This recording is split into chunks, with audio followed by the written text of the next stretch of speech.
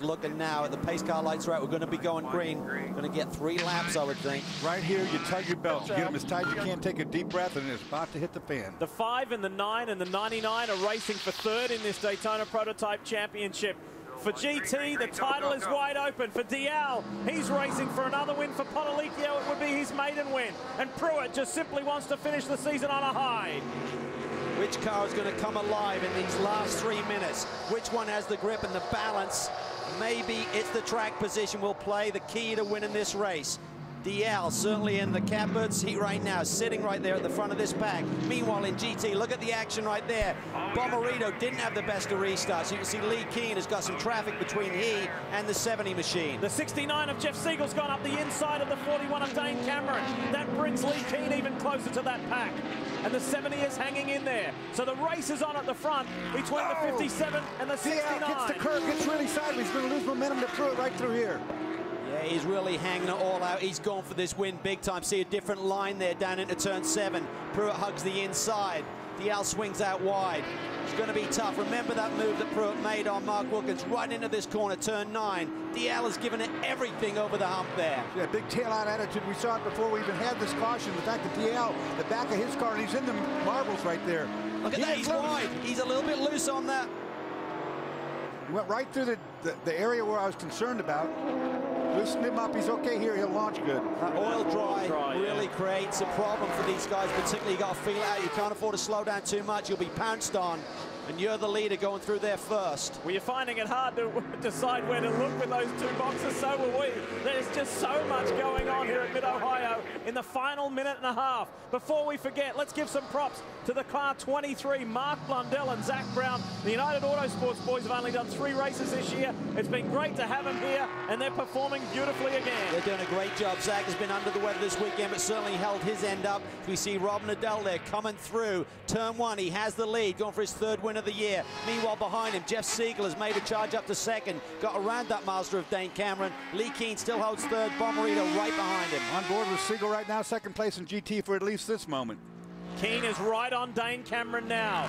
Remember, Mazda can win the Manufacturers' Championship and the Drivers. So the Mazda boys, it's a tight-knit family. Watch Keen to pop out of the draft here on the inside. If he can get this done, and he can't, that would have made life a whole lot easier to get away from the 70. He's got to be careful, though, he doesn't make a mistake, because the 70 is right there to pounce. If he didn't get it done, he'd have left himself wide open. He's right there. Dane Cameron does have a bit of a handling issue there with that car. He's hanging on to it, but he's also trying to hang on for his 3rd podium of the year. He's not going to give that up easy. And if he slows down just a little bit, that's going to really bring Bomarito right onto the tail of Lee Keen. White flag is out. Final lap of the 2011 season.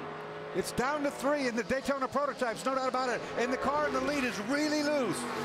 Oh, there's contact there on the left of your screen. Robert Liddell gets into one of the Salem Mazdas. Trying to fight his way through traffic there. That's the leader in GT, Rob Liddell, trying to get by one of the other Salem cars. Look at this, Pruitt, meanwhile, looking to try and get the launch. Watch that Ford Power, though. It's going to take off a little bit here. If it does the same thing it's been doing all day long, he's going to stretch him a little bit. Peter Byrne's been saying all year, they're going to win a race. They're going to show everybody how good that team is. And Dorse, that's the essence of Grand Am, that a smaller team can mix it with the big dogs like Ganassi. Can Ryan DL hang on for half a lap and give Peter Barron, himself and Enzo Potolicchio, a victory? If he doesn't make a mistake, I mean, he's driving 11 tenths right now. Look at the car twitching. Look at Lee Keen on the left side of the screen. He's holding down 4th spot. That will give him the championship for he and Andrew Davis tonight. Bomarito's behind him, but like 5 car lengths behind him. He can't attack from there.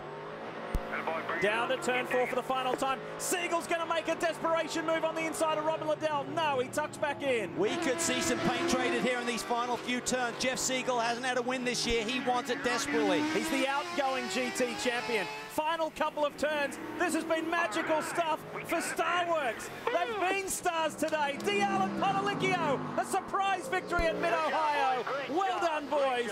And the race and the championship's not over yet in GT. Let's ride it home. Look at this. What can Jeff Siegel do in these final couple of corners? Cameron's right there in 3rd spot. Lee Keen pushing. He's got a gap behind him to Bomarito, but they're going to stack up here with this traffic. What can happen here in the final turn of the season? Liddell, Siegel, Cameron, and then the famous 59. He's got enough. Final turn. They come to the line. Liddell and Stevenson will get the win, but Brumos will be crowned champions in GT. How about that? Dan Davis and Hurley Hayward. They went back to their roots, back to GT racing, and in their first season back, they are champs. And that did not come easy. They've worked awful hard this year, that team. I mean, you saw the emotion when they got their first win. Unbelievable. What a race. What a day for Ryan Dalziel. That is fantastic stuff for Peter Barron and that whole organization, and Enzo Podolico. He did a great job today. The storylines and headlines are in abundance. What a magical day at Mid-Ohio, and so much emotion in the Brumos camp.